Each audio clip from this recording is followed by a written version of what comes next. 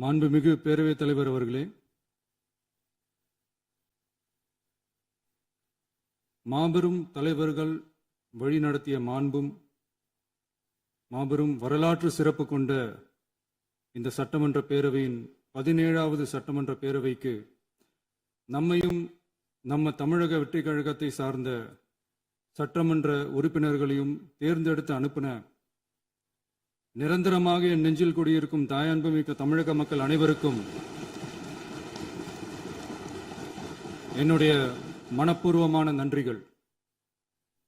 17வது சட்டமன்ற கூட்டத்தொடரின் முதல் ஆளுநர் உரையின் மீதான நன்றி தெரிவிக்கும் தீர்மானத்திற்கு பதிலுரை வழங்க வாய்ப்பளித்த மாண்புமிகு பேரவைத் தலைவருக்கு நம் வணக்கத்தை தெரிவித்துக் கொள்கிறோம்.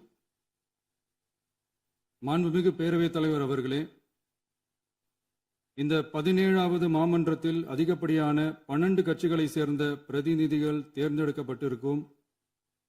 நாம கொள்கை ரீதியாகவும் நிலைப்பாடு ரீதியாகவும் வேறுபட்டு இருந்தாலும் மக்கள் பணி செய்வதுதான் நம்ம எல்லாருக்கும் பிரைமரியா இருக்கிற ஒரே எய்ம். அந்த வகையில தான் நம்ம எல்லாருமே நம்ம மக்களால் அங்கீகரிக்கப்பட்டு சட்டமன்றத்திற்கு வந்திருக்கிறோம். அதனால நாம கருத்தால் வேறுபட்டாலும் மக்கள் சேவை என்ற நோக்கத்துல நம்ம மாநிலம் சார்ந்த விஷயங்கள்ல நாம எல்லாரும் ஒன்றிணைந்து பயணிச்சா நம்ம தமிழ்நாடு என்னைக்கும் எதிலையும் முதன்மை மாநிலமாக திகழும்.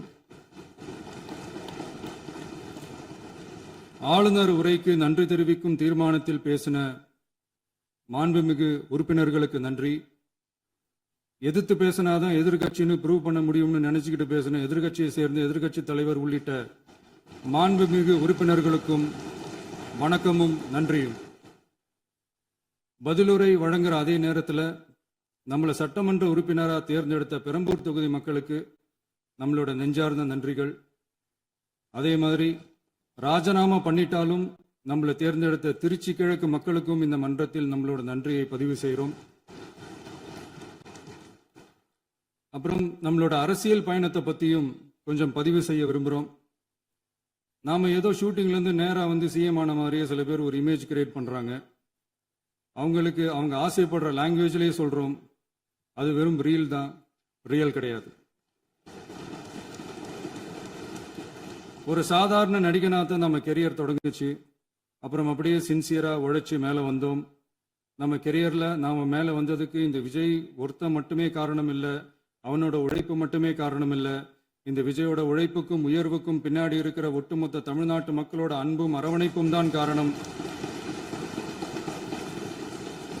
ஒவ்வொரு வீட்டில் இருக்க ஒவ்வொருத்தரும் நம்மளை அவங்க வீட்டில் ஒருத்தனா ஏற்றுக்கிட்டது தான் நமக்கு கடவுளும் மக்களும் தந்த மிகப்பெரிய வரம். அதுக்காகவே கடவுளுக்கு சமமான நம்மளோட சொந்தங்களான தமிழக மக்கள் அனைவருக்கும் மீண்டும் மீண்டும் நன்றி.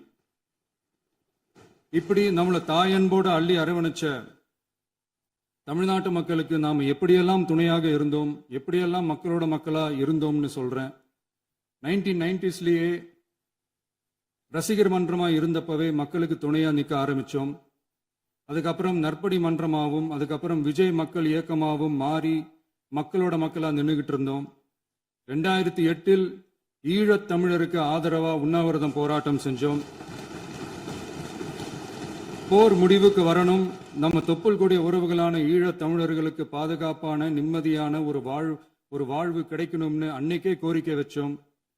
2009 ஆரம்பிச்ச விஜய் மக்கள் இயக்கம் வழியா நம்மளோட மக்கள் நல பணிகளை எக்ஸ்டெண்ட் அண்ட் எக்ஸ்பேண்ட் பண்ணிக்கிட்டே வந்தோம்.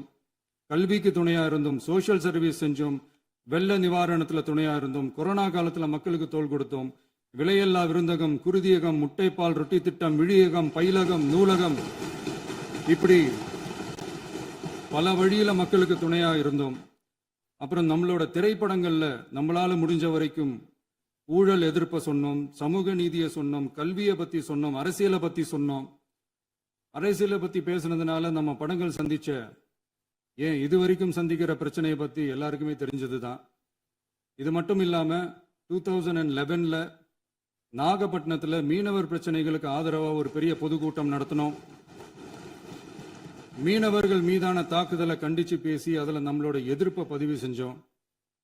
2017 ஜல்லிக்கட்டு போராட்டத்தில் தமிழர் பண்பாட்டு உரிமைக்கான நம்மளோட ஆதரவை தெரிவித்தோம்.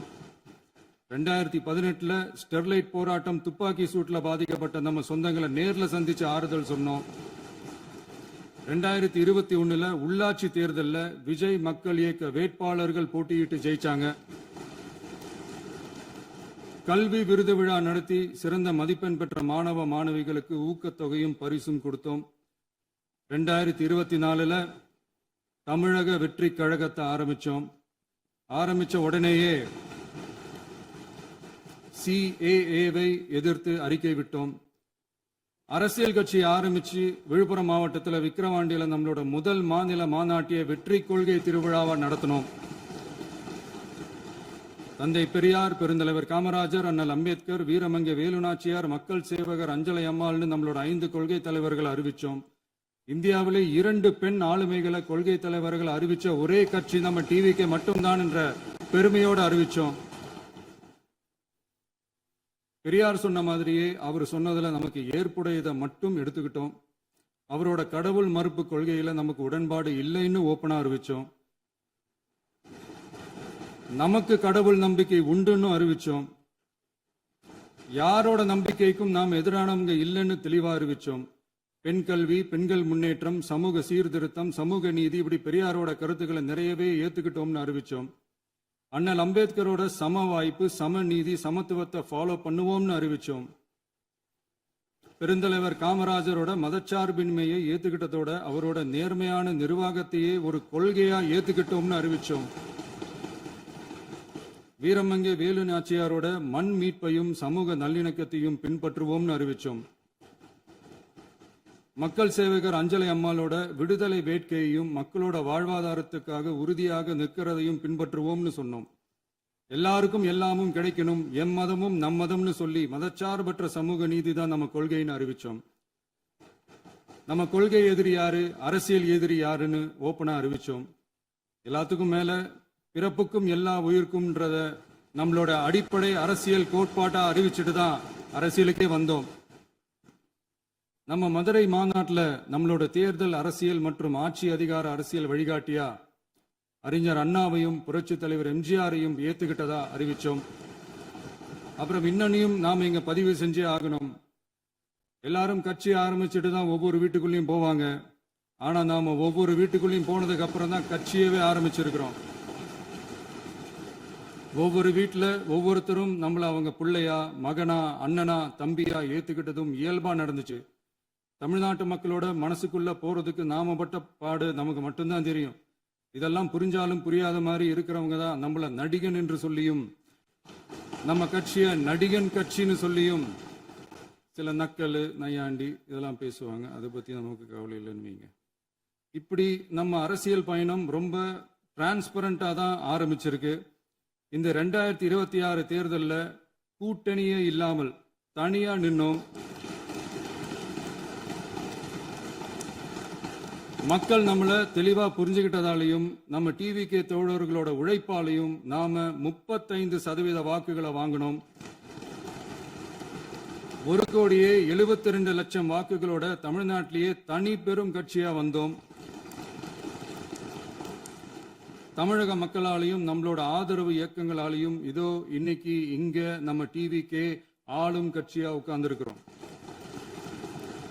இந்த ஆளும் கட்சியா ஆனதும் அவ்வளவு சாதாரணமாலாம் நடந்துடல. 2.25 வருஷத்துல ஆட்சிக்கு வந்துட்டீங்கன்னு ரொம்ப கிண்டலா கேலியா சிலர் பேசுறாங்க. எங்களோட இந்த 2.25 வருஷ டிராவல்ல எவ்வளவு வலியும் வேதனையும் இருக்குது. நம்மளோட மக்கள் சந்திப்புக்கே அவ்வளவு இடையூறு, அவ்வளவு தடைகள், ஊர் உலகத்துல யாருக்கும் இல்லாத ஒன்னா நமக்கு மட்டுமே தனியா ஸ்பெஷலா எக்ஸ்க்ளூசிவா நிறைய நிபந்தனைகள், நெருக்கடிகள், கட்டுப்பாடுகள், நம்மளை சந்திக்க வர்ற மக்களுக்கு சரியான பாதுகாப்பு இல்லாம, நம்ம கூட்ட நிகழ்ச்சிக்கு போதுமான பாதுகாப்பு இல்லாமன்னு இன்னும் வெளியே சொல்ல முடியாத நிறைய சூழ்ச்சிகள் எல்லாத்தையும் தாண்டி தான் நாம் இந்த இடத்துக்கு வந்திருக்கிறோம். But still miles to go. நம்ம டிராவல்ல எல்லாத்துக்கும் உச்சமா நம்மளோட சொந்தங்கள், நம்மளோட உறவுகள், 41 பேர் கரூர் சம்பவத்தில் இழந்த வேதனையெல்லாம் எப்படி சொல்றதுனே தெரியல. நம்ம மனசு விட்டு என்னைக்கும் அந்த வலியும் வேதனையும் நீங்கவே நீங்காது. அதுலயும் நம்ம மேலேயே பழி போட்ட கொடுமையெல்லாம் இருக்கும் பாருங்க, அதெல்லாம் வேற லெவலுங்க. என்னத்துக்கு அப்படியெல்லாம் செஞ்சாங்கன்னு தெரியல. அரசியல்னா இப்படியெல்லாம் கொடூரமா இருக்கணுமா என்ன? சரி விடுங்க. இந்த விஜய் இவனோட மக்களுக்காக எதையும் தாங்க தயாராகிட்டான். இவ்வளவு பெயின்ஃபுல்லான நம்ம பொலிட்டிக்கல் டிராவல்ல நம்மளோட மிகப்பெரிய ஆறுதலும் பலமும் என்ன தெரியுமா? என் நெஞ்சில் குடியிருக்கும் என்னோட தமிழ்நாட்டு மக்களும்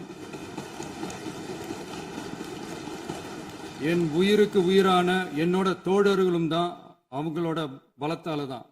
அன்னைக்கு 1967ல முன்னாள் முதல்வர் மாண்புமிகு அறிஞர் அண்ணா அவர்கள் தலைமையில் அமைஞ்ச சாமானியர்களோட ஆட்சி மாதிரி 1977ல முன்னாள் முதல்வர் மாண்புமிகு புரட்சி தலைவர் எம்ஜிஆர் அவர்கள் தலைமையில் அமைஞ்ச மிக சாமானியர்களோட ஆட்சி மாதிரி இதோ இன்னைக்கு அதே வரிசையில 2026 சட்டமன்ற தேர்தல்ல இந்த விஜயோட தோழர்கள் இடம்பெற்ற ஒரு மிக மிக சாமானியர்களின் ஆட்சி அமைஞ்சிருக்கு.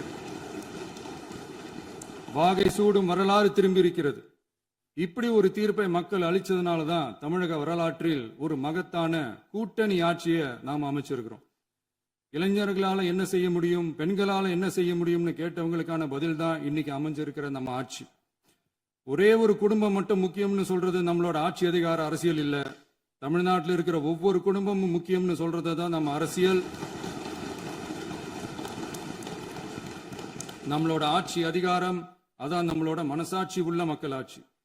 இந்த 2026 தேர்தலில் யாராலும் உடைக்கவே முடியாதுன்னு சொன்ன மதத்தை உடைச்சோம், சாதியை உடைச்சோம், முக்கியமா காசு கொடுத்து ஓட்டு வாங்குற ஒரு நச்சு கலாச்சாரத்தையே சுக்கு நூறா தூள் தூளா உடைச்சிருந்தோம்.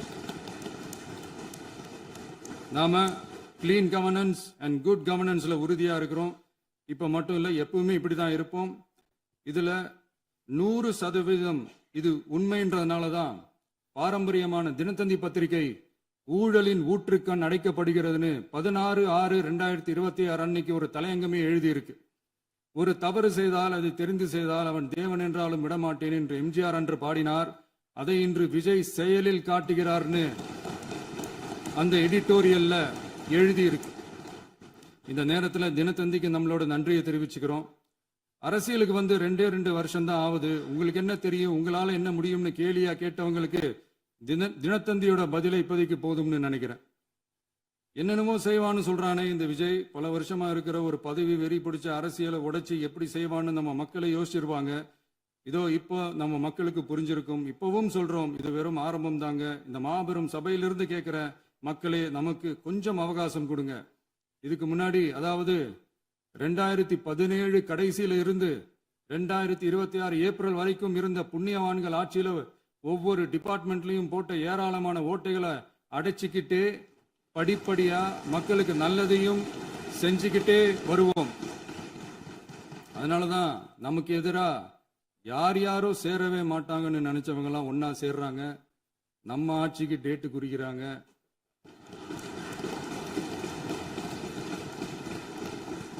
சரி, அவங்கள நம்ம மக்களே பார்த்துப்பாங்க, அதை விடுங்க. நாம ஆட்சிக்கு வந்து சரியா 40 நாள் ஆகுது. அதுக்குள்ள என்ன செஞ்சீங்கன்னு கேட்கிறாங்க. ஒரு லிஸ்ட் ஒன்று சொல்றேன் கேளுங்க. பெண்கள் பாதுகாப்புக்காக சிங்கப்பெண் சிறப்பு படை, 200 யூனிட் வரை கட்டணமில்லா மின்சாரம், போதைப் பொருள் ஒழிப்புக்காக தனிப்படை, குறுவை நெல் சாகுபடியை ஊக்குவிப்பதற்காக 134.83 கோடி சிறப்பு தொகுப்பு திட்டம், வழிபாட்டு தலம், ஸ்கூல், பஸ் ஸ்டாண்டுன்னு அதுக்கு பக்கத்தில் இருக்கிற 717 மதுபான கடைகள் மூடப்பட்டன. அங்க வேலையில் இருந்தவர்களுக்கு வேறு கடைகளில் வேலை, கவனிக்கப்படாமல் விடப்பட்ட அம்மா உணவகங்கள் புதுப்பிக்கப்பட்டன. பத்திரப்பதிவு துறையில் பகல் கொள்ளைக்கு ஃபுல் ஸ்டாப் வைக்கப்பட்டுள்ளது. வருகையில்லா ஆவண பதிவு முறை கொண்டு வர உத்தேசிக்கப்பட்டு செயல்பாட்டில் உள்ளது. அரசு மற்றும் தனியார் மருத்துவமனையில் ஸ்கேன் மையங்களில் கருவுறுவதற்கு முன் மற்றும் பின் ஏற்படும் தவறுகளை கண்காணிக்கவும், மருத்துவ நிறுவனம் முறைப்படுத்தும் சட்ட விதிகள் பின்பற்றப்படுகிறதா என கண்காணிக்கவும், மருத்துவ மற்றும் ஊரக பணிகள் இயக்கத்தின் பயன்பாட்டிற்காக 40 புதிய வாகனங்கள் வழங்கப்பட்டுள்ளது. கூட்டுறவு வங்கியின் ஏழை எளிய மக்கள் வாங்கிய கடனுக்கு முதல் முத்தாய்ப்பாக ரூபாய் 2045 கோடி தள்ளுபடி வழங்கி ஆணையிடப்பட்டுள்ளது. ஒன்றிய அரசிடம் கேட்டுக்கொண்டதற்கிணங்க கடந்த 2 வருடமாக நிறுத்தி வைக்கப்பட்ட இருந்த ஜல் ஜீவன் மிஷன் திட்டம் புதுப்பிக்கப்பட்டு ஜல் ஜீவன் மிஷன் திட்டம் 2.0 நடைமுறைக்கு கொண்டு வரப்பட்டுள்ளது.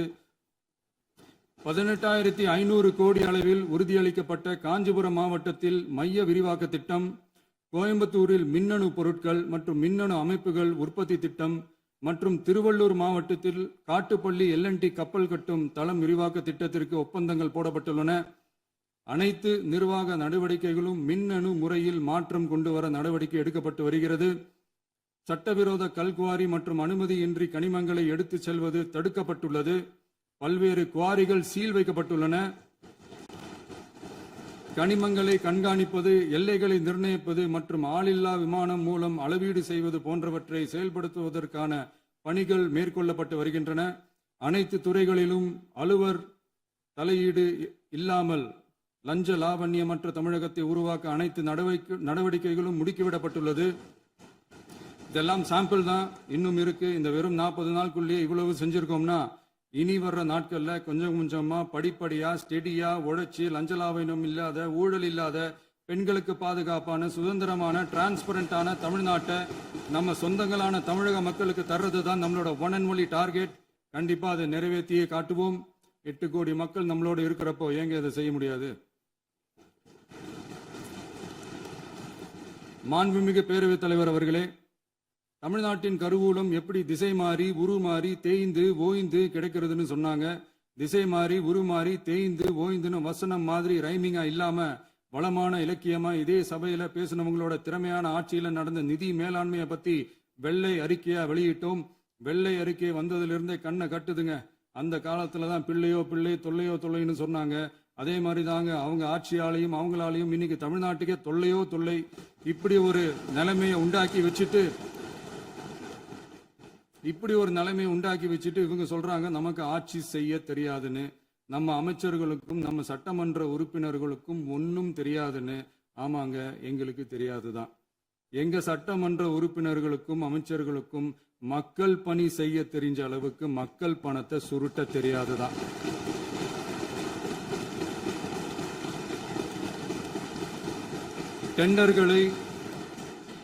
டெண்டர்களை முறைப்படுத்த தெரிஞ்ச அளவுக்கு அதோட ரேட்டை உயர்த்தி ஊழல் செய்ய தெரியாதுதான். பதவி உயர்வு வழங்கவும் பணி இடமாற்றம் கலந்தாய்வு நடத்தவும் தெரியுமே தவிர பதவி உயர்வுக்கும் பணியிட மாற்றத்திற்கும் பணம் பறிக்க தெரியாதுதான். புதிய பணியிடங்கள் உருவாக்க தெரியுமே தவிர அந்த பணியிடங்களை பணத்துக்கு விற்க தெரியாதுதான். கோயில்கள்ல நடக்கிற நிர்வாக சீர்கேட்டை தடுக்க நீங்க பேசுங்க, நீங்க கண்டிப்பா பண்ணுங்க. கோயில்கள்ல நடக்கிற நிர்வாக சீர்கேட்டை தடுக்க தெரியுமே தவிர கோயில் பணத்தை கொள்ளையடிக்க தெரியாதுதான். தங்கத்தை உருக்கி தாரை வார்க்க தெரியாதுதான். கனிம வளத்தை பாதுகாக்க தெரிஞ்ச அளவுக்கு கனிமத்தை வித்து கொள்ளையடிக்க தெரியாதுதான்.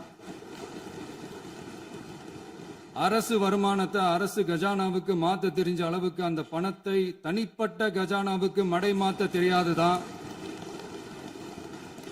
போதை கலாச்சாரத்தை தடுக்க தெரிஞ்சவங்களுக்கு போதை கலாச்சாரத்தை வளர்க்க தெரியாதுதான். நம்ம குடும்பத்தில் இருக்கிற பாட்டி, அம்மா, அக்கா, தங்கச்சி, குழந்தைங்களை, பெண்களை மதிக்க தெரிஞ்சவங்களுக்கு ஓசி பஸ், 1000 ரூபாய் கேஸ், இப்படியெல்லாம் பேச தெரியாதுதான். எங்க உறுப்பினர்களுக்கும் அமைச்சர்களுக்கும் மக்கள் சேவை தெரிந்த அளவிற்கு சுயநல தேவையை செஞ்சிக்க தெரியாதுதான். அதனாலதான் சொல்றோம், எங்களை பார்த்து எதுவும் தெரியாதுன்னு சொல்றவங்களுக்கு சொல்றோம், இதெல்லாம் எங்களுக்கு தெரியாதுதான். உங்களை மாதிரி முறைகேடுகளை செய்யறத நாங்க தெரிஞ்சுக்கவும் போறதில்ல, தெரிஞ்சுக்கவும் ஆசைப்படல. அத கடைசி வரைக்கும் எங்களுக்கு தெரியாமலே இருந்துட்டு போகட்டும். அதனால நாங்களும் எங்க மக்களும் வெரி வெரி ஹாப்பி தான். மாண்புமிகு பேரவைத் தலைவர் அவர்களே, எதிர்ப்பவர்கள் எதிர்க்கட்சி என்பதற்காக எங்கள் ஆட்சி மீது 1000 பழி போடலாம். ஆனாலும் தமிழக மக்களுக்கு உண்மையை உணர்த்த வேண்டியது நம்மளோட கடமை. மின்வெட்டை பொறுத்தவரை தமிழ்நாடு மின்மிகை மாநிலமாக இருந்தாலும் கடந்த காலங்களில் ஏற்பட்ட நிர்வாக குளறுபடிகளும் மின்சார சாதனங்கள் மற்றும் மின் மாற்றிகளில் ஏற்படும் பழுதாலும் வேண்டுமென்றே சிலரின் நடவடிக்கைகளாலும் இந்த மின்வெட்டிற்கு காரணமாக உள்ளது. மின் விநியோக மீட்பு நடவடிக்கைகளை ஒருங்கிணைப்பதற்காக எதிர்பாராமல் இரவு நேரங்களில் ஏற்படும் மின் தடங்களை விரைந்து சரி செய்வதில் 10 உயர்மட்ட கண்காணிப்பு குழுக்கள் மற்றும் 125 சிறப்பு மின் தடை நீக்க ரோந்து வாகனங்கள் வழங்கப்பட்டு 24 மணி நேரமும் கண்காணிக்கப்படுகிறது. கூடுதலாக தற்போது 77 புதிய மின் தடை நீக்க மையங்களும் உருவாக்கப்பட்டுள்ளன. விரைவில் இந்த மின்வெட்டு நிலைமை அறவே நீக்கப்படும். மாண்புமிகு பேரவைத் தலைவர் அவர்களே, நம்ம விவசாயிகள் எல்லாரும் நம்மளை நல்லா புரிஞ்சுக்கிட்டு தமிழக வெற்றி கழகத்தை ஏத்துக்கிட்டாலும் எதிர்க்கட்சிகளோட தூண்டுதலால சில இடங்கள்ல சில போராட்டங்கள் நடக்குது. எதிர்க்கட்சிகள் என்னதான் சித்து வேலை செஞ்சாலும் விவசாய பெருமக்கள் எல்லாரும் நம்ம ஆட்சி அவங்களுக்கான ஆட்சி தான் நல்லா புரிஞ்சுதான் வச்சிருக்கிறாங்க. இந்த வருஷம் எல்னினோ விளைவா எப்பவும் இருக்கிறத விட இந்த டைம் மழை குறையுங்கிறதையும் நம்ம விவசாயிகள் உணர்ந்துதான் இருப்பாங்க. இருந்தாலும் நம்ம அரசு நம்ம விவசாயிகளோட வாழ்வாதாரத்துக்காக பக்கபலமாகவும் உறுதியாகவும் துணை நிற்கும்ங்கிறத தெரிவிச்சுக்கிறோம். நம்ம தமிழகத்தில் ஏற்கனவே நடந்த அதி அற்புதமான சூப்பரான நிர்வாக திறன் கொண்ட 50 வருஷ அரசியல் அனுபவம் கொண்ட 2.0, 3.0, 4.0 பல 0.0 மாடல் ஆட்சி நடத்த கனவு கண்டவங்களோட அட்டகாசமான ஆட்சிக்காரங்க பல்வேறு விதமான நிதி நெருக்கடியை நம்ம மக்களுக்கும் நமக்கும் பரிசா கொடுத்துட்டு போய் இருந்தாலும் கூட்டுறவு வங்கிகளின் மூலம் 75,000 வரை பயிர்கடன் பெற்று குறு சிறு இதர பெரு விவசாயிகளுக்கு 100% முழுமையான பயிர்கடன் தள்ளுபடியும் 75,000க்கு மேல் கடன் பெற்றவர்களுக்கு குறைந்தபட்சமாக 35,000 பண பயன் கிடைக்கும் அளவிற்கு மொத்தம் 14,43,504 விவசாயிகளுக்கு ரூபாய் 5,932.23 கோடி பயிர்கடன் தள்ளுபடி வழங்கப்பட்டுள்ளது. மாண்புமிகு பேரவைத் தலைவர் அவர்களே, நாம ஒன்றியத்தில் கூட்டுறவு கூட்டாட்சி, மாநிலத்தில் சுயாட்சி என்ற கொள்கையை கொண்டவங்க தான் ஏற்கனவே அறிவிச்சிருக்கிறோம்.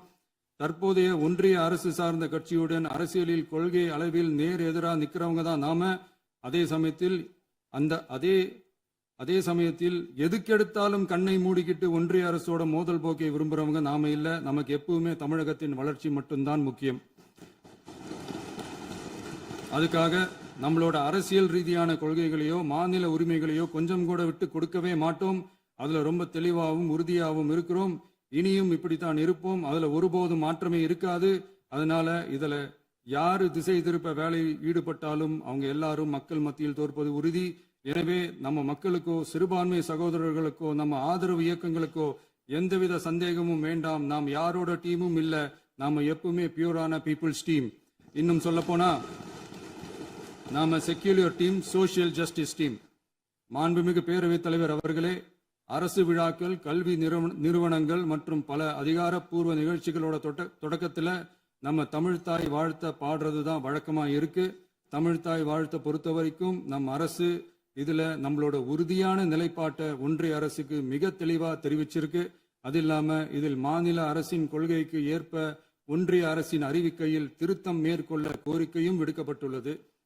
நீட் தேர்வை பொறுத்தவரை கிராமப்புற மற்றும் பொருளாதார ரீதியாக பின்தங்கிய மாணவர்களுக்கு சமமான வாய்ப்பை வழங்குவதில்லை. மருத்துவ கல்வியில் சமூக நீதி மற்றும் சம வாய்ப்பை நீட் பாதிக்கிறது என்பதை உணர்கிறோம்.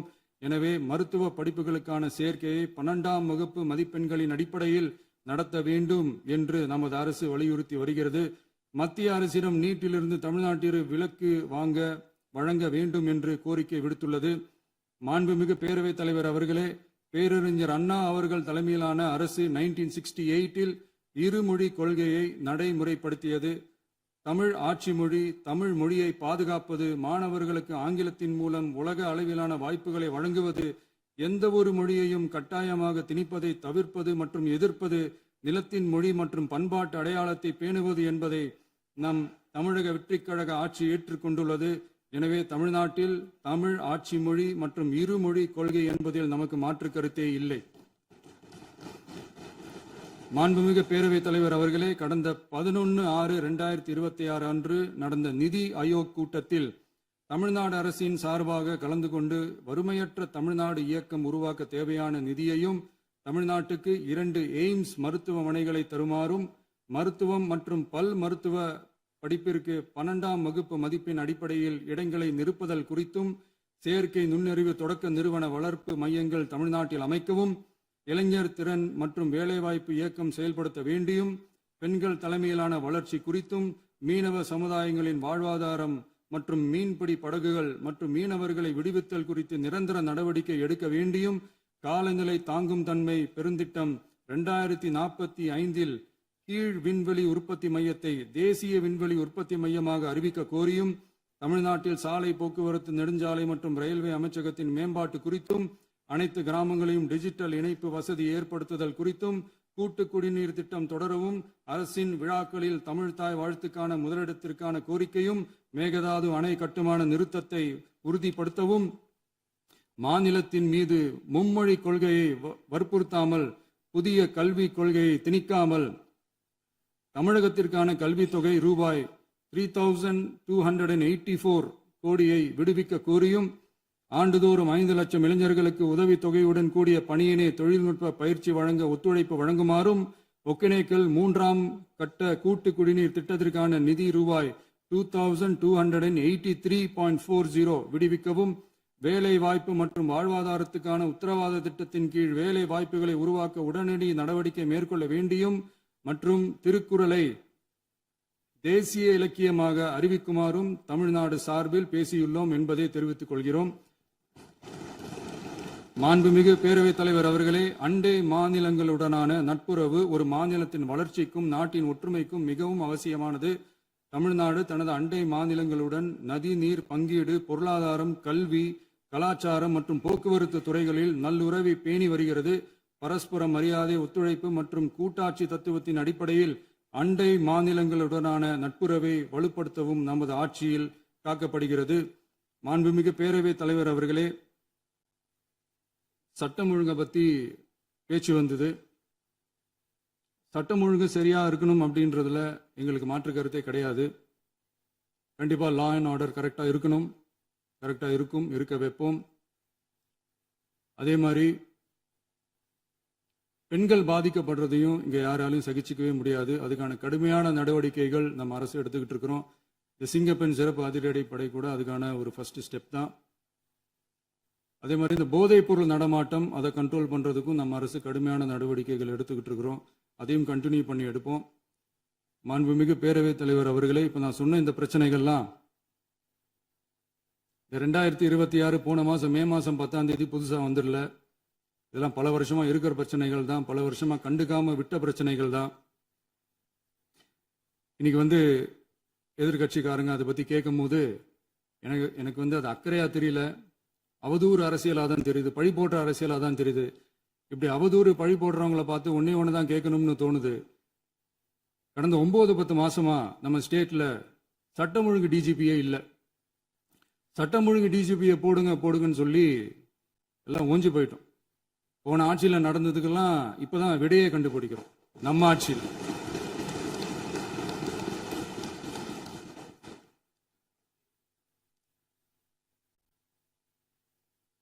இந்த போதைப் பொருள் நடமாட்டம்லாம் தாறுமாறா அப்படியே பரவி கொட்டி கிடக்குது.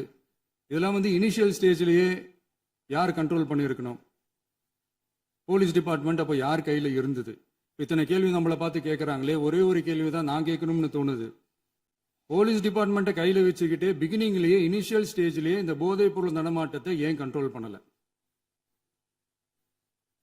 மனசாட்சி உள்ளவங்க இந்த பிரச்சனையெல்லாம் ஏன் நடக்குதுன்றது அவங்களுக்கே நல்லா தெரியும். இன்னைக்கு சட்டம் ஒழுங்கை பத்தி கேள்வி கேட்கக்கூடாதா அப்படின்னா தாராளமா கேட்கலாம். இது ஜனநாயக அரசு, மன்னராட்சிலாம் கிடையாது, மனசாட்சி உள்ள மக்களாட்சி. அதனால கேள்வி கேட்கலாம், எல்லாருக்கும் எல்லா உரிமையும் உண்டு. விமர்சனம் செய்யலாம், எல்லாருக்கும் எல்லா உரிமையும் உண்டு. ஆனா நம்ம ஆட்சியில் என்ன நடவடிக்கைகள் எடுத்திருக்கோன்றது தெரிஞ்சுக்கிட்டு அதுக்கேற்ற மாதிரி ஒரு நடுநிலையா பேசுனீங்கன்னா கொஞ்சம் நல்லா இருக்கும். சட்டம் ஒழுங்கை பத்தி யாருக்கு என்ன யோசனை இருந்தாலும், மக்கள் நலனுக்காக யாருக்கு என்ன யோசனை இருந்தாலும் அதை தாராளமாக சொல்லலாம். நம்ம அரசு அது காது கொடுத்து கேட்கும். ஆனா நம்ம அரசினுடைய நிர்வாகத்திறன் அதை பத்தி பேசுறவங்களுக்கு இந்த ஊரடிச்சு உலையில போட்டு ஊழல் மேல ஊழலா செஞ்சுக்கிட்டு அதுல இருந்து தப்பிக்கிறதுக்கு பேர் தான் நிர்வாகத்திறன் அப்படின்னு சொன்னா, அப்படிப்பட்ட ஒரு ஊழல் செய்யற நிர்வாகத்திறனை நம்ம அரசு ஒரு நாளும் செய்யாது. பொட்டி பெட்டியா பணத்தை வச்சுக்கிட்டு, பெட்டியை வச்சு எல்லாம் செஞ்சுக்கிட்டு, போதைப் பொருள் பாதுகாவல் கழக மாடல் அரசாங்கம் செஞ்ச ஒவ்வொரு ஊழலா வெளியில வந்துகிட்டு இருக்கு. டாஸ்மாக்ல அது என்னப்பா அது பேரு, பார்ட்டி ஃபண்ட், கட்சி நிதி அப்படின்ற பேர்ல அடிச்ச கொள்ளையெல்லாம் ஒண்ணு ஒண்ணா இப்போ கவர்மெண்டோட கஜானாவுக்குள்ள கொண்டு சேர்த்துக்கிட்டே இருக்கிறோம். உட்காருங்க.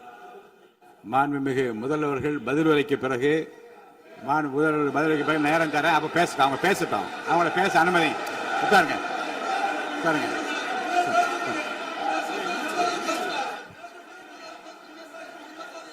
மாண்புமிகு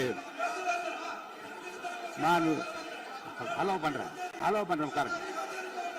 மாண்பு உறுப்பினர்கள் நீங்க இங்க உட்காருங்க, அமைதியா உட்காரு. நீங்க எல்லாம் உட்காருங்க. உட்காருங்க, உட்காருங்க. மாண்புமிகு நீங்க எல்லாரும் உட்காருங்க, உட்காருங்க, உட்காருங்க, உட்காருங்க, உட்காருங்க. அமைதியா உட்காருங்க. இருங்க, உட்காருங்க. அப்புறம் நீங்க என்ன உட்காருங்க, நான் கொடுப்பேன். உட்காருங்க, நான் பாயிண்ட் ஆஃப் வர கொடுங்க, நான் கொடுக்குறேன். உட்காருங்க, உட்காருங்க, உட்காருங்க, உட்காருங்க, உட்காருங்க, உட்காருங்க, உட்காருங்க, உட்காருங்க, உட்காருங்க, உட்காருங்க, உட்காருங்க. தமிழ்நாடு மின்மிகை மாநிலமாக இருந்தாலும் கடந்த காலங்களில் ஏற்பட்ட நிர்வாக குளறுபடிகளும் மின்சார சாதனங்கள் மற்றும் மின் மாற்றிகளில் ஏற்படும் பழுதாலும் வேண்டுமென்றே சிலரின் நடவடிக்கைகளாலும் இந்த மின்வெட்டிற்கு காரணமாக உள்ளது. மின் விநியோக மீட்பு நடவடிக்கைகளை ஒருங்கிணைப்பதற்காக எதிர்பாராமல் இரவு நேரங்களில் ஏற்படும் மின் தடங்களை விரைந்து சரி செய்வதில் 10 உயர்மட்ட கண்காணிப்பு குழுக்கள் மற்றும் 125 சிறப்பு மின் தடை நீக்க ரோந்து வாகனங்கள் வழங்கப்பட்டு 24 மணி நேரமும் கண்காணிக்கப்படுகிறது. கூடுதலாக தற்போது 77 புதிய மின் தடை நீக்க மையங்களும் உருவாக்கப்பட்டுள்ளன. விரைவில் இந்த மின்வெட்டு நிலைமை அறவே நீக்கப்படும். மாண்புமிகு பேரவைத் தலைவர் அவர்களே, நம்ம விவசாயிகள் எல்லாரும் நம்மளை நல்லா புரிஞ்சுக்கிட்டு தமிழக வெற்றி கழகத்தை ஏத்துக்கிட்டாலும் எதிர்கட்சிகளோட தூண்டுதலால சில இடங்கள்ல சில போராட்டங்கள் நடக்குது. எதிர்கட்சிகள் என்னதான் சித்து வேலை செஞ்சாலும் விவசாய பெருமக்கள் எல்லாரும் நம்ம ஆட்சி அவங்களுக்கான ஆட்சி தான் நல்லா புரிஞ்சுதான் வச்சிருக்கிறாங்க. இந்த வருஷம் எல்னினோ விளைவா எப்பவும் இருக்கிறத விட இந்த டைம் மழை குறையுங்கிறதையும் நம்ம விவசாயிகள் உணர்ந்துதான் இருப்பாங்க. இருந்தாலும் நம்ம அரசு நம்ம விவசாயிகளோட வாழ்வாதாரத்துக்காக பக்கபலமாகவும் உறுதியாகவும் துணை நிற்கும்ங்கிறத தெரிவிச்சுக்கிறோம்.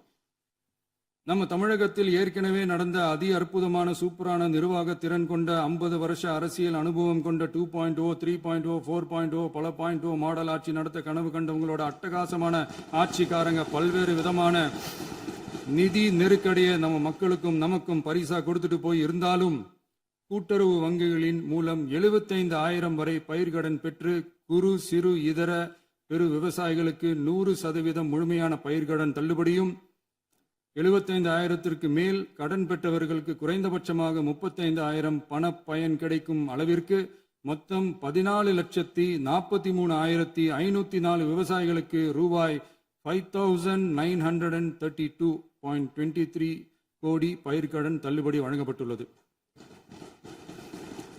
மாண்புமிகு பேரவைத் தலைவர் அவர்களே, நாம ஒன்றியத்தில் கூட்டுறவு கூட்டாட்சி, மாநிலத்தில் சுயாட்சி என்ற கொள்கையை கொண்டவங்க தான் ஏற்கனவே அறிவிச்சிருக்கிறோம்.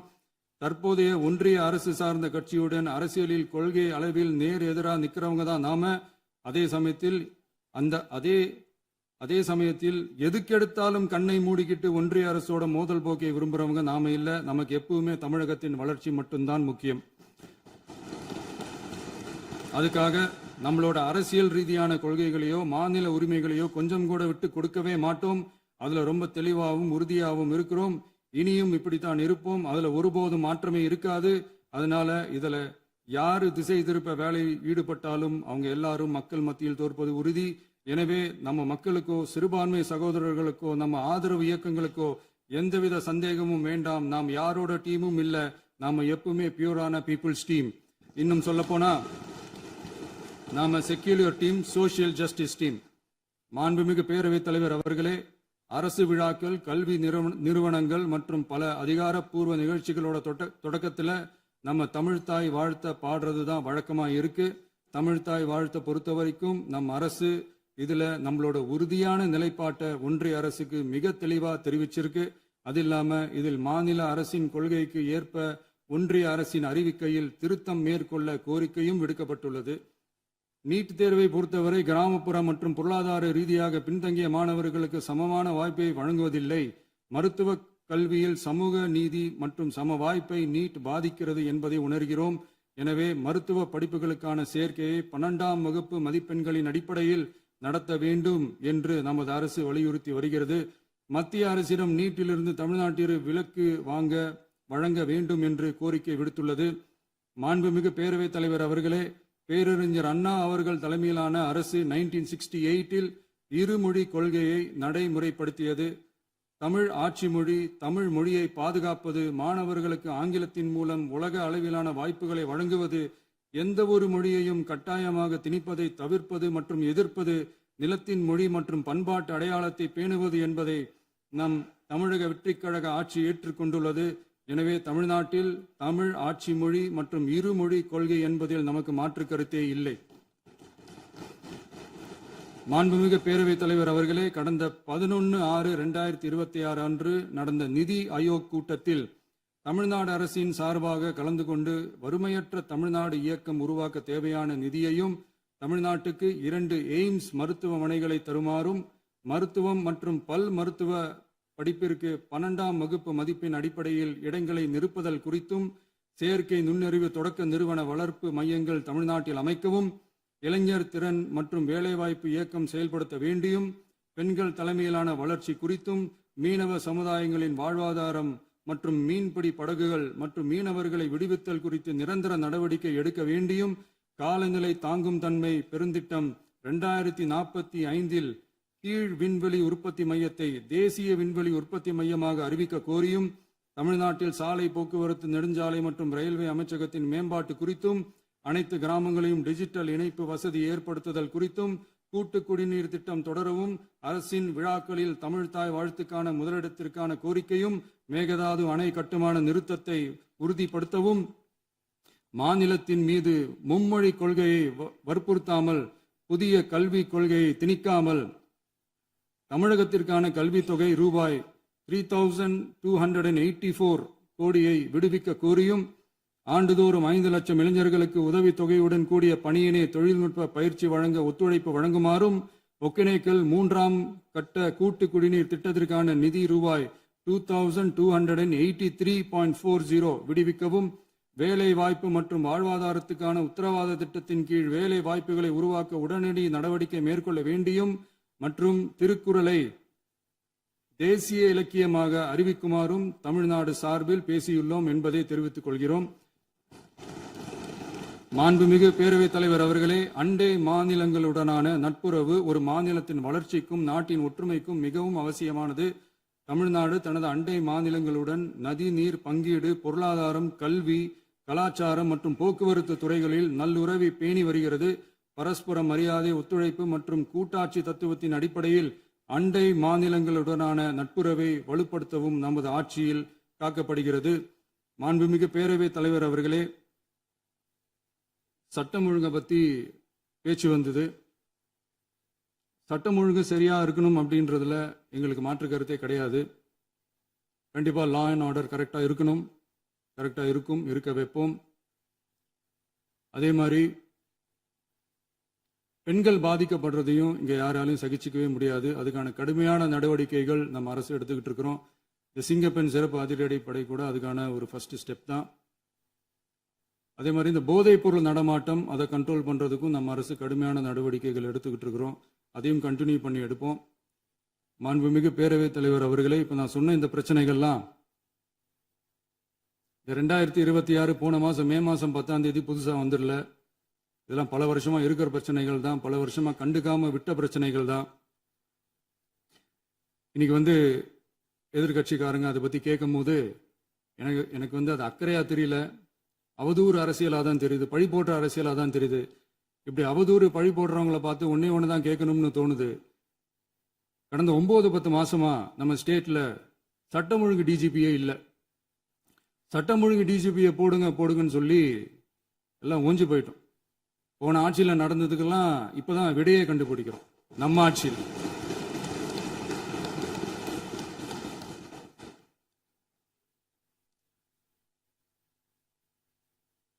இந்த போதைப் பொருள் நடமாட்டம்லாம் தாறுமாறா அப்படியே பரவி கொட்டி கிடக்குது. இதெல்லாம் இனிஷியல் ஸ்டேஜ்லயே யார் கண்ட்ரோல் பண்ணியிருக்கணும்? போலீஸ் டிபார்ட்மெண்ட் அப்போ யார் கையில் இருந்தது? இத்தனை கேள்வி நம்மளை பார்த்து கேட்கறாங்களே, ஒரே ஒரு கேள்வி தான் நான் கேட்கணும்னு தோணுது. போலீஸ் டிபார்ட்மெண்ட்டை கையில வச்சுக்கிட்டே பிகினிங்லயே இனிஷியல் ஸ்டேஜ்லயே இந்த போதைப் பொருள் நடமாட்டத்தை ஏன் கண்ட்ரோல் பண்ணல? மனசாட்சி உள்ளவங்க இந்த பிரச்சனையெல்லாம் ஏன் நடக்குதுன்றது அவங்களுக்கே நல்லா தெரியும். இன்னைக்கு வந்து சட்டம் ஒழுங்கை பத்தி கேள்வி கேட்க கூடாதா அப்படின்னா தாராளமா கேட்கலாம். இது ஜனநாயக அரசு, மன்னராட்சி எல்லாம் கிடையாது, மனசாட்சி உள்ள மக்களாட்சி. அதனால கேள்வி கேட்கலாம், எல்லாருக்கும் எல்லா உரிமையும் உண்டு. விமர்சனம் செய்யலாம், எல்லாருக்கும் எல்லா உரிமையும் உண்டு. ஆனா நம்ம ஆட்சியில் என்ன நடவடிக்கைகள் எடுத்திருக்கோன்றது தெரிஞ்சுக்கிட்டு அதுக்கேற்ற மாதிரி ஒரு நடுநிலையா பேசுனீங்கன்னா கொஞ்சம் நல்லா இருக்கும். சட்டம் ஒழுங்கை பத்தி யாருக்கு என்ன யோசனை இருந்தாலும், மக்கள் நலனுக்காக யாருக்கு என்ன யோசனை இருந்தாலும் அதை தாராளமாக சொல்லலாம். நம்ம அரசு அது காது கொடுத்து கேட்கும். ஆனா நம்ம அரசினுடைய நிர்வாகத்திறன் அதை பத்தி பேசுறவங்களுக்கு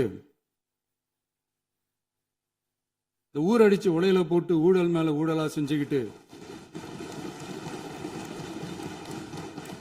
அதுல இருந்து தப்பிக்கிறதுக்கு பேர் தான் நிர்வாகத்திறன் அப்படின்னு சொன்னா, அப்படிப்பட்ட ஒரு ஊழல் செய்யற நிர்வாகத்திறனை நம்ம அரசு ஒரு நாளும் செய்யாது.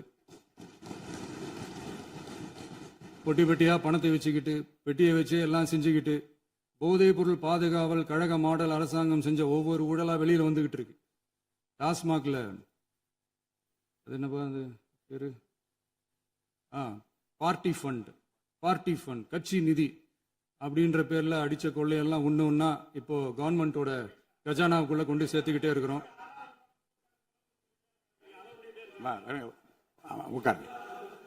மாண்புமிகு முதல்வர்கள் பதில் உரைக்கு பிறகு முதல்வர் பதில் உரைக்கு பிறகு நேரம் தரேன். அப்ப பேசட்டும், அவங்க பேசட்டும், அவங்கள பேச அனுமதி. உட்காருங்க உட்காருங்க.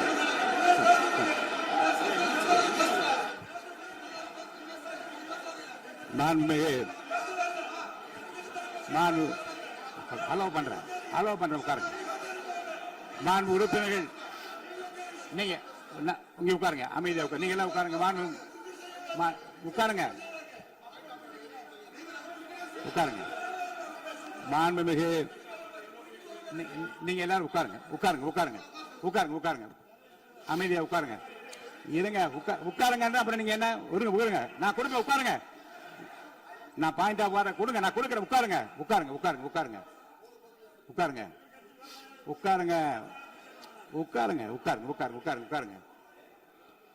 மாண்புமிகு முதல்வர் அவர்கள் கோர்வையாக நிதானமாக சொல்லிக்கொண்டே இருக்கிறார். நீங்க குறிப்பெடுத்து வைத்துக் கொள்ளுங்கள்.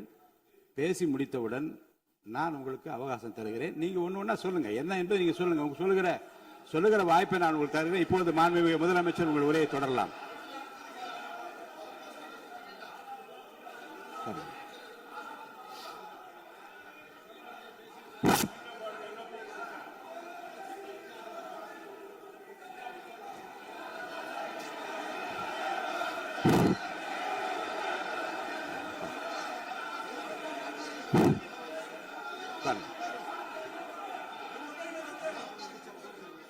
நான் எழுந்த பிறகு உட்கார்றதுதான் முறை. உட்காருங்க, எல்லாரும் உட்காருங்க. தேசிய உட்கார். நான் அலோவ் பண்றேன். உட்காருங்க, அமைதியா உட்காருங்க. நான் அலோவ் பண்றேன். அமைதியா உட்காருங்க. அங்க இருந்து குரல் கொடுக்காதீங்க. உட்காருங்க.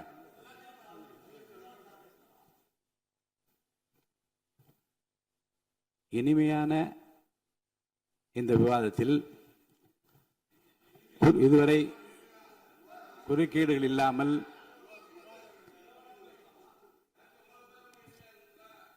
கொஞ்சம் அமைதியா இருங்க. மாண்புமிகு முதல்வர் அவர்கள் பேசி முடித்தவுடன் பாயிண்ட் ஆஃப் ஆர்டர் கேட்டிருக்கேன், நான் அனுமதிக்கிறேன். எதிர்கட்சி தலைவருக்கு மட்டும் நான் அனுமதி தருகிறேன். அவர் எழுந்து பேசலாம். மாண்பு முதலமைச்சர் நீங்க கண்டினியூ பண்ணி முடிக்கலாம். நீ எல்லாரும் எழுந்துச்சீங்கன்னா சரி வராது. உட்காருங்க. நான் சொல்லியிருக்கேன். உட்காருங்க.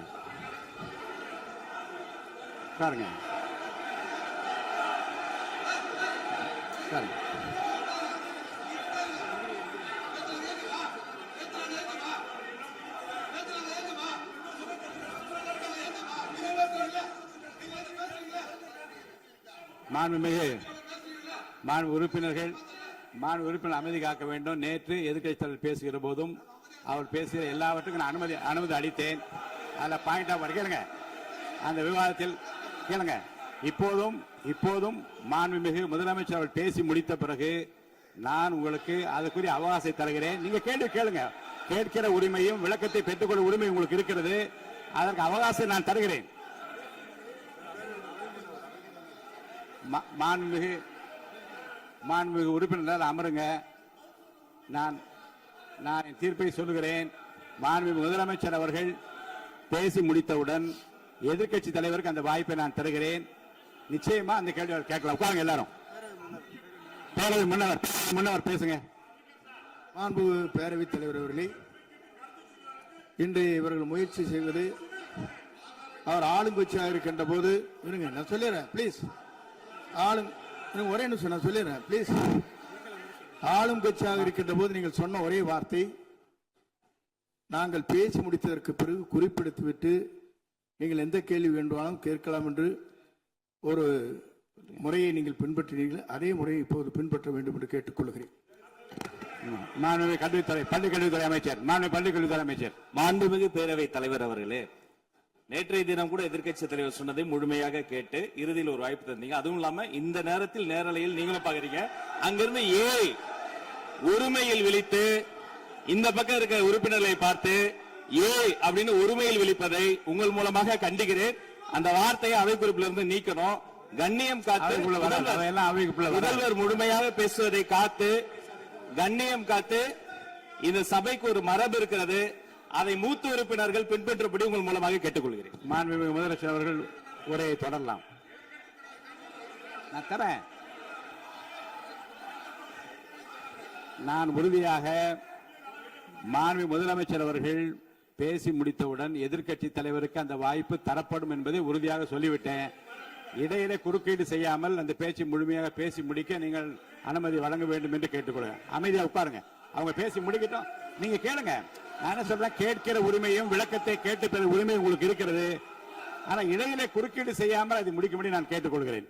மாண்புமிகு முதலமைச்சர் அவர்கள் தொடர்ந்து நீங்க பேசலாம்.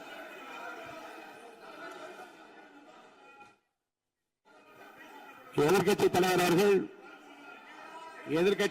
அவர்கள் உங்கள் கட்சியினுடைய உறுப்பினரை அமைதிப்படுத்த வேண்டும் என்று நான் கேட்டுக்கொள்கிறேன். உங்களுக்கு வாய்ப்பு தரவில்லை என்றால் அவர் ஏன் நிற்பதில் நியாயம் இருக்கிறது. வாய்ப்பு தரப்போகிறேன். மாண்பு முதலமைச்சர் அவர்கள் பேசி முடித்தவுடன் உங்களுக்கு வாய்ப்பு தரப்படும். அது வரைக்கும் உங்களுடைய உறுப்பினரை அமைதி காக்க நீங்கள் தான் பார்த்துக் கொள்ள வேண்டும். மாண்பு அவை முன்னவர். மாண்பு பேரவைத் தலைவர் அவர்களே, அவர் அப்போது சொன்னது வேறு, இப்போது நடந்து கொள்கிற முறைகள் வேறாக இருக்கிறது. அன்றைக்கு அவர் சொல்லுகிற போது அமைச்சர் அத்தனை பேரும் பேசி முடித்ததற்கு பிறகு உங்களுடைய கருத்துக்கள் ஏதாவது தெரிவிக்கலாம். இப்போது பின்பற்றினால் நன்றாக இருக்கும். நீங்கள் அதற்காகத்தான் சொன்னீர்கள். முதலமைச்சர் பேசியதற்கு பிறகு எதிர்க்கட்சி தலைவர் அவர்கள் பேசுவதற்கு வாய்ப்பளிக்கிறோம் என்று சொல்லியிருக்கிறார்கள். ஆகவேதான் அந்த வாய்ப்பை நீங்கள் இல்ல அது பதில் சொல்லணும்னு கேட்டிருக்காங்க. பதில் சொல்லணும் சொல்லியிருக்காங்க. பதில் சொல்லினா தங்க பிரச்சனை இல்ல. அப்படி இல்ல. ஆகவே இல்ல நேற்றைய தினம் நீங்கள் அப்படி பேசிக்கொண்டது ஆறாவது இல்ல. நேற்றைய தினம் நீங்கள் பேசுகிற போது ஆறாவது குறுக்கிட்டார்களா? நீங்கள் பேசுகிற போது யாருமே குறுக்கிடவில்லை. நீங்க எவ்வளவு பேசினீர்கள், எவ்வளவு வார்த்தைகள் பேசினீர்கள் என்பதெல்லாம் எங்களுக்கு தெரியும். யாருமே அதில் குறுக்கிடவில்லை. இது முதலமைச்சர், எங்கள் முதலமைச்சர் எதிர்க்கட்சி தலைவர் பேசுகிற போது யாரும் குறுக்கிட வேண்டாம் என்று சொன்னார்கள். அதை நாங்கள் பின்பற்றினோம். ஆனால் இன்றைக்கு நீங்கள் பின்பற்றவில்லை என்றால் வேதனையாக இருக்கிறார். முன்னவர் நேற்று எதிர்க்கட்சி தலைவர் பேசுகிற போது அடுக்கடுக்காக குற்றச்சாட்டுல வைத்தார். இப்போ அதற்குரிய மாண்புமிகு பொதுப்பணித்துறை அமைச்சர்கள் காலை அலுவலகத்தை சந்தித்து அவர்கள் சாட்டிய குற்றச்சாட்டுகளுக்கெல்லாம் ஆதாரங்களை எல்லாம் நான் கொண்டு வந்திருக்கிறேன் என்று சொன்னேன். நான் நேற்று அந்த விஷயம் நேற்றோடு முடிந்து விட்டது. ஆதாரங்களை கொடுங்கள். தக்க நேரத்தில் இதை பற்றி சொல்ல வேண்டிய நேர்ந்தால் நான் இதெல்லாம் ஆய்வு செய்து உரிய நேரத்தில் அவை குறிப்பிட்டு ஏற்றுவதற்கு முன்பாக அவரிடம் காட்டி அதற்கு பிறகு அதை பற்றி முடிவெடுக்கும் என்று நான் சொன்னேன். இப்போதும் சொல்லுகிறேன், மாண்பு முதலமைச்சர் அவர்கள் பேசிக் கொண்டிருக்கிறார். பேசி முடிக்கட்டும். எதிர்க்கட்சி தலைவருக்கு உறுதியாக நான் வாய்ப்பு தருவேன். அவர் கேள்விகளை முன்வைக்கலாம், விளக்கங்களை பெறலாம். இப்போதைக்கு பேரவைத் தலைவர் என்ற முறையில் என்னுடைய முடிவு இதுதான். அவையில் இருக்கக்கூடிய உறுப்பினர்கள் அமரும்படி நான் கேட்டுக்கொள்கிறேன். நான் முதலமைச்சர் அவர்கள் பேச வேண்டிய போ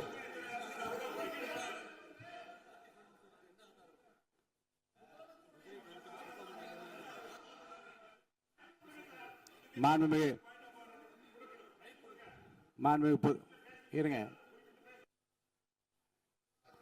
அதை முன்னவர் முடிக்கட்டும். பேரவைத் தலைவர் அவர்களே, நேற்றைய தினம் நீங்கள் முழுமையாக பேசினீர்கள். உங்கள் பேச்சுக்கள் எப்படி இருந்தது என்பதும் நாடறியும். இருந்தாலும் கூட நாங்கள் அமைதியாக இருந்தோம். இல்ல நீங்க இருங்க, ஒவ்வொரு வார்த்தைக்கு இருங்க. நீங்க மின்வெட்டையில நீங்க சொன்னீங்க, உங்களுடைய முன்னாள் அமைச்சர் ஆற்காடு வீராசாமி இருக்கிற போது மின்வெட்டால் தான் நாங்கள் ஆட்சியே மாறியது என்றெல்லாம் சொன்ன கதையெல்லாம் இருக்கு. அதெல்லாம் சொன்னோம். நாங்களே அமைதியா இருந்தோம். அதுக்காக நீங்க தயவு செய்து எதிர்க்கட்சி தலைவருக்கு வாய்ப்பளிக்கிறார்கள். அந்த வாய்ப்பை நீங்கள் அவர் முதலமைச்சர் பேசுவதற்கு பிறகு பேசினால் அழகாக இருக்கும். அதை முன்ன பள்ளி கல்வித்துறை அமைச்சர் மாண்புமிகு பேரவைத் தலைவர் அவர்களே, அவர் ஒரே ஒரு வார்த்தையை தான் சொன்னார். பார்ட்டி ஃபண்ட் என்ற வார்த்தையை கேட்டு எதிர்க்கட்சி நண்பர்கள் கோபப்படுகிறார்கள். ஆனால் அதன் மீது உங்களுக்கு பாயிண்ட் ஆஃப் ஆர்டர் தருவதாகவும் நீங்கள் சட்டப்பேரவைத் தலைவர் சொல்கிறீர்கள். நேற்றைய தினம் இதே போல வெற்றி தலைவர் அவர்களினுடைய வழிகாட்டில் வளர்ந்த நாங்கள் சகிப்புத்தன்மையோடு அவர்கள் பல வார்த்தைகள் சொன்னார்கள். புதிதாக சோஃபா மாடல் என்றார்கள், குதிரை பேரம் என்றார்கள், எத்தனையோ வார்த்தைகள் சொன்ன போது சகிப்புத்தன்மையோடு அதை கேட்டு பொறுமையாக இருந்தோம்.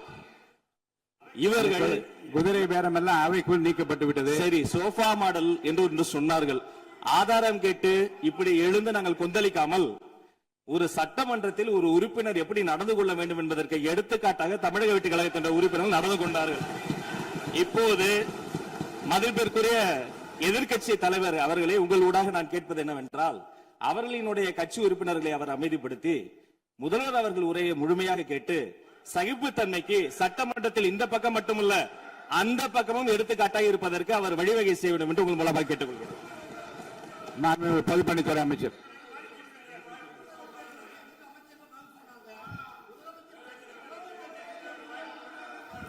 மாண்புமிகு பேரவைத் தலைவர் அவர்களே,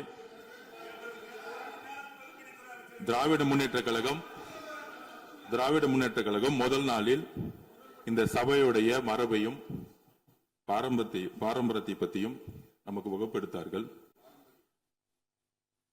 அந்த மரபுப்படி எங்களுடைய தலைவருடைய வழியில் இந்த சட்டசபையுடைய நிகழ்வுகளில் நாங்கள் கலந்து கொண்டிருக்கிறோம்.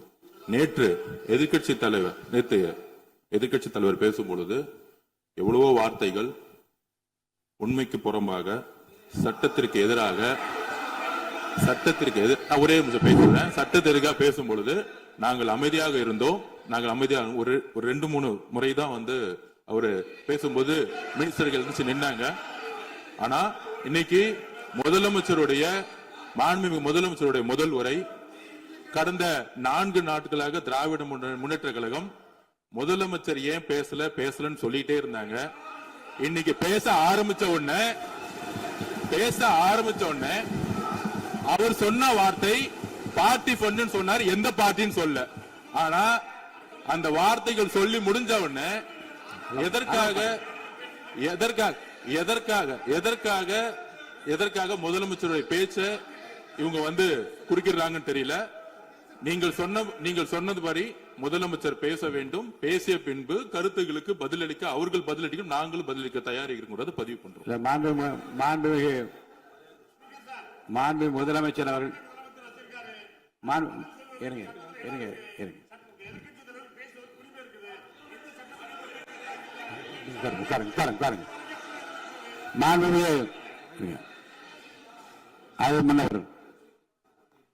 மரபு இருக்கிறது, எப்போது வேணும் பாயிண்ட் ஆஃப் ஆர்டர் இருக்கலாம். இருந்தாலும் கூட நீங்க இந்த மரபை நீங்க கடைபிடிச்சீங்களா உங்க ஆட்சியில? நீங்க முன்னவர் முன்பு எப்படி நடந்தால் என்பதை பற்றியோ, முன்பு நடந்த நிகழ்வுகள் பற்றியோ நீங்கள் சொல்லி மீண்டும் இந்த அவையினுடைய மாண்பை குறைக்க வேண்டாம் என்று நான் கேட்டுக்கொள்வது வேண்டாம். இப்போது உள்ள பிரச்சனை, மாண்பு முதலமைச்சர் அவர்கள் தன்னுடைய பேச்சை உறுதி செய்து முடிக்க வேண்டும். அவர் முடித்த பிறகு எதிர்க்கட்சி தலைவருக்கு நான் நிச்சயமாக வாய்ப்பு தருவேன். அவர் கேள்வி கணக்குகளை தொடுக்கலாம், சந்தேகங்களை கேட்கலாம். விளக்கம் தருவதற்கு மாண்பு முதலமைச்சர் அவர்கள் தயாராக இருக்கின்றார். அமைதியாக அமரும்படி நான் கேட்டுக்கொள்கிறேன். இப்ப நான் அனுமதிக்க முடியாது. மாண்பு முதலமைச்சர் உரையை தொடரலாம்.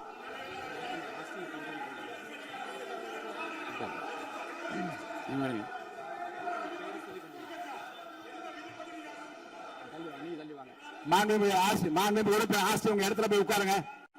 மாண்புமிகு உறுப்பினர் ஆஸ்டின், நீங்க ஒரு மூத்த உறுப்பினர், சபை விதிகளை நன்கு தெரிந்த ஒரு உறுப்பினர், நீங்க போய் இடத்துல உட்காருங்க. முதல்ல மாண்புமிகு முதலமைச்சர் அவர்கள் உரையை தொடரலாம்.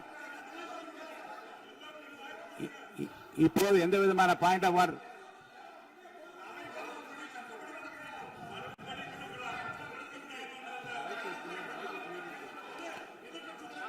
நான் வாய்ப்பு இல்லை என்று சொன்னால் நீ எழுந்து நிற்பதிலே நியாயம் இருக்கிறது. உட்காருங்க. வாய்ப்பு உறுதியாக எதிர்க்கட்சி தலைவருக்கு பாயிண்ட் ஆஃப் ஆர்டர் மட்டுமல்ல, உட்கார்ந்து அவர் பேசிய பேச்சுக்களை என்னென்ன இருங்க, என்ன என்ன என்ன என்ன என்ன உங்களுக்கு சந்தேகம் இருக்கிறதோ, வினாக்கள் இருக்கிறதோ அதை நீங்க கேட்கலாம். அவர் பதில் சொல்வதற்கு தயாராக இருக்கிறார். பேசி முடிக்கின்ற வரை அமைதி காக்கும்படி உங்களை நான் கேட்டுக்கொள்கிறேன். மாண்புமிகு எதிர்க்கட்சி தலைவர் முழு ஒத்துழைப்பை நீங்கள் தர வேண்டும் என்று நான் எதிர்பார்க்கிறேன்.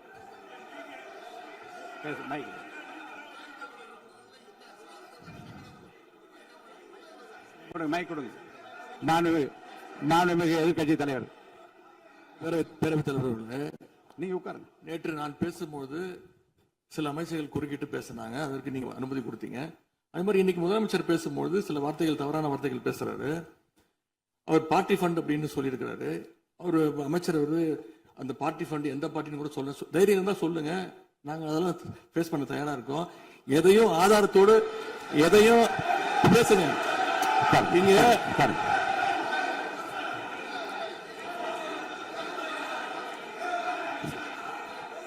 அது மாதிரி பேரவைத் தலைவர் அவர்களே, நேற்று நான் பேசி முடிஞ்சோடனே நீங்க அவை முடிஞ்சிருச்சுன்னு சொல்லிட்டீங்க. நாங்கெல்லாம் வீட்டுக்கு போயிட்டோம். வீட்டுக்கு போய் டிவி போட்டு பார்த்தா அங்க இன்னொரு அமைச்சர் இன்னும் பதில் சொல்லிட்டே இருந்திருக்கிறாரு. அதற்கெல்லாம் நாங்க இப்ப என்ன பதில் இது, என்ன மரபு இது? நீங்க போய் பேசிக்கிட்டே இருப்பீங்களா? நாங்க அதை பார்த்துக்கிட்டே இருக்கணுமா?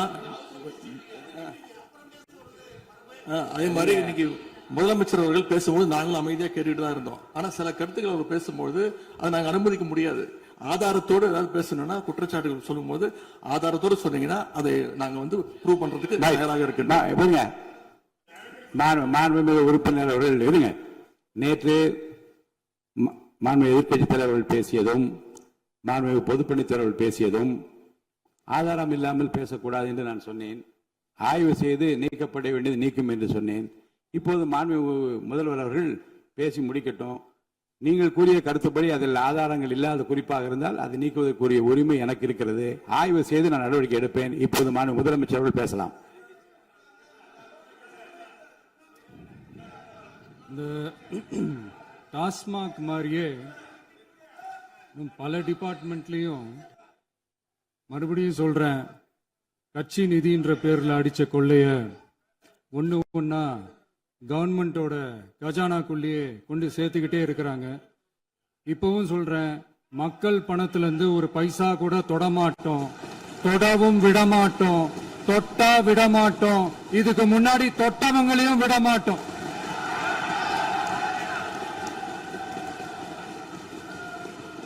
ஒவ்வொரு ஊழலா வெளியில வரும் போலயே, ஒவ்வொரு வேஷமா கலைஞ்சிரும் போலயே,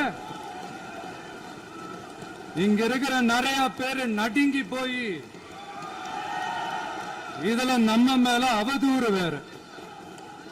இப்ப புதுசா ஒரு வெப்பன் ஒண்ணு கொண்டு வந்திருக்காங்க. அது என்ன தெரியுமா? அவங்க தயவால தான் நம்ம ஆட்சி நடக்குதாம். மக்கள் தயவால இந்த ஆட்சி நடந்துகிட்டு இருக்கு. மனசாட்சி உள்ள சக்திகளோட ஆதரவால இந்த ஆட்சி நடந்துகிட்டு இருக்கு. நாங்க தான் அனுப்பி வச்சோம் அப்படின்றாங்களே. அனுப்பி வச்சவங்களுக்கு மினிஸ்ட்ரியில இடம் கொடுத்தா ஏன் கதறீங்க? ஏன் இவ்வளவு கோவம்? ஏன் இவ்வளவு கதறல்ஸ்? இதுல இன்னொரு முக்கியமான விஷயம், மார்க்சிஸ்ட் கம்யூனிஸ்ட் கட்சி நமக்கு ஆதரவு கொடுத்தது சுயேட்சையா எடுத்த முடிவுன்னு சொல்றாங்க. அதே மாதிரி இந்திய கம்யூனிஸ்ட் கட்சி நமக்கு ஆதரவு கொடுத்தது சுயேட்சையா எடுத்த முடிவுன்னு சொல்றாங்க. இதுல எங்க இருந்து நாங்க தான் அனுப்பி வச்சோம்னா புரியலையே. மக்களுக்கு நல்லா புரியும். எல்லாத்தையும் தெளிவா பார்த்துக்கிட்டு இருக்கிறாங்க.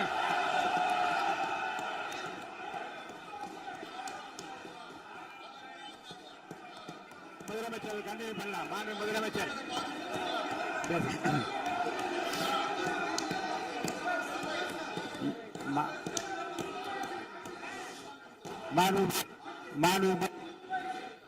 மாண்பு முதலமைச்சர் அவர்கள் கண்டினியூ பண்ணலாம். கண்டினியூ நீ கண்டினியூ பண்ணலாம்.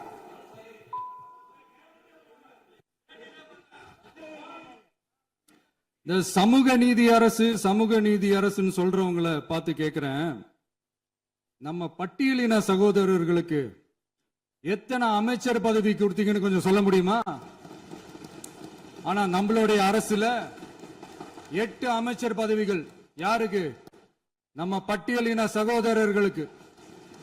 எல்லாம் நம்ம அண்ணன், நம்ம தம்பி, நம்ம தங்கச்சிங்க. அண்ணல் அம்பேத்கர் அவர்களுடைய கிட்டத்தட்ட 100 ஆண்டு கால கனவு இப்ப நிறைவேறி இருக்கு. நான் ஏன் கொஞ்சம் சவுண்டா பேசுறேன் அப்படின்னா அவங்களுக்கு கேட்கணுன்றதுக்காக, தப்பா எடுத்துக்காது. அதே மாதிரி பெண்களோட பாதுகாவலர் நாங்க தான் அப்படின்னு சொல்லிக்கிறவங்கள கேட்கிறேன், எத்தனை பெண்களுக்கு அமைச்சர் பதவியில இடம் கொடுத்தீங்க கொஞ்சம் சொல்ல முடியுமா? எங்க அரசுல 4 சகோதரிகளுக்கு அமைச்சர் பதவி கொடுத்திருக்கிறோம்.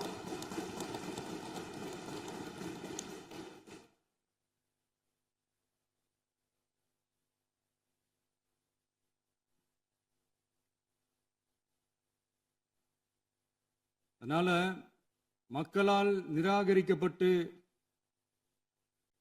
மக்களால் அகற்றப்பட்டவங்களுக்கு ஒன்னே ஒன்னு சொல்லிக்கிறோம், தப்பே செய்ய மாட்டோம், ஊழலே செய்ய மாட்டோம், நேர்மையா தான் இருப்போம், நியாயமா தான் இருப்போம் அப்படின்னு சொல்றவங்களால மட்டும்தான் கூட்டணி ஆட்சி அமைக்க முன்வரும். ஆட்சியிலையும் பங்கு, அதிகாரத்திலையும் பங்கு கொடுக்க முன்வரும். ஊழல்லையே ஊறி போனவங்களால இந்த கூட்டணி ஆட்சியோ, ஆட்சியிலையும் பங்கோ, அதிகாரத்திலையும் பங்கோ கொடுக்க முன்வராது. மெஜாரிட்டி இருந்தாலும் தரமாட்டாங்க, மெஜாரிட்டி இல்லைனாலும் தரமாட்டாங்க. கேட்டா ரெடிமேடா ஒரு பதில் ஒண்ணு வச்சிருப்பாங்க, கூட்டணி ஆட்சியை மக்கள் விரும்ப மாட்டாங்கன்னு. அதே மக்கள் தான் இப்ப அவங்கள பார்த்து சிரிக்கிறாங்க. நான் பதவி ஏத்த அன்னைக்கு கொஞ்சம் டைம் அவகாசம் கேட்டேன். எதுக்கு கேட்டேன்? நிதி நிலைமை எல்லாம் கொஞ்சம் மோசமா இருக்குது, அதெல்லாம் கொஞ்சம் சரி செஞ்சுக்கிட்டு படிப்படியா கொஞ்சம் கொஞ்சமா நான் கொடுத்த வாக்குறுதிகள்லாம் செயல்படுத்துவேன், அதுக்காக கொஞ்சம் டைம் அவகாசம் கேட்டேன். நான் ஏதோ வேற எதுக்காகவோ வேற யாருக்காகவோ ஏதோ அவகாசம் கேட்ட மாதிரி. அடுத்து இங்க சபையில இல்லாதவங்களை பத்தி பேச வேண்டாம்னு நினைக்கிறேன்.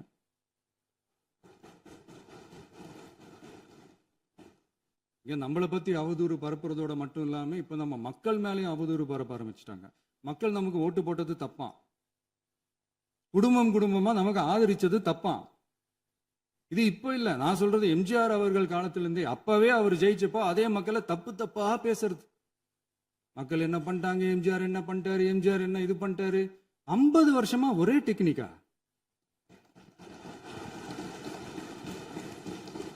டெக்னாலஜி எல்லாம் மாறி வேற எங்கேயோ போயிட்டு இருக்கு பஸ். இதுல கொஞ்சம் டெக்னிக் ஆச்சும் கொஞ்சம் மாத்தினா கொஞ்சம் நல்லா இருக்கும்.